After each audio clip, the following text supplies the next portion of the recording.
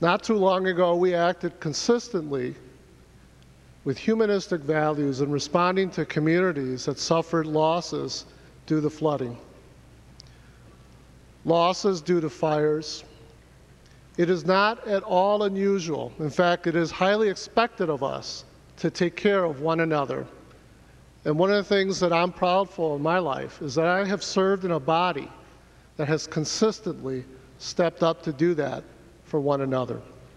And yet we continue to struggle when it comes to doing that for people who are less fortunate than we are, for the poorest of the poor. 3 years ago, this body, in a bipartisan manner, created a legislative commission to end poverty by 2020. It was an audacious thing to create a statewide, a state-level commission charged with doing something that no generation had attempted to do before.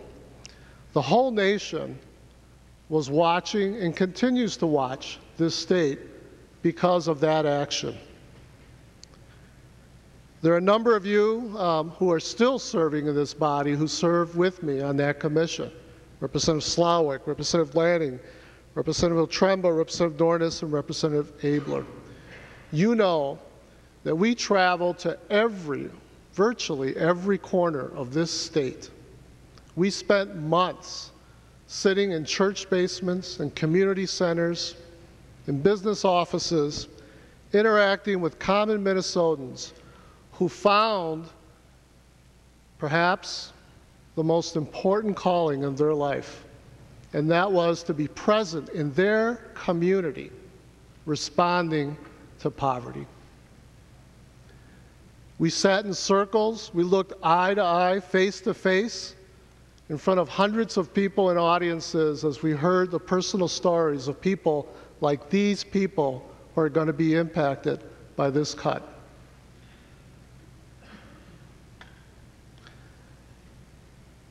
We listened to the stories of people who walk with these people. I sat with a 60-something-year-old Vietnam vet in Grand Rapids who told me, Carlos, I was not a good man. I did a lot of bad things in my life.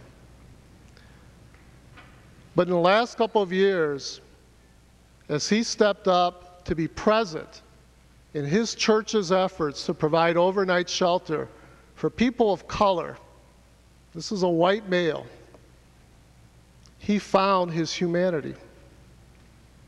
He found his purpose. He told me, I used to think people in poverty deserve to be in poverty. I know no one deserves to be in poverty. There is a power and a vision in this state. I know it's in this floor, but it's in every corner of this state. I sat with the governor a year ago, and I told him that story. I said, this isn't a politically driven agenda.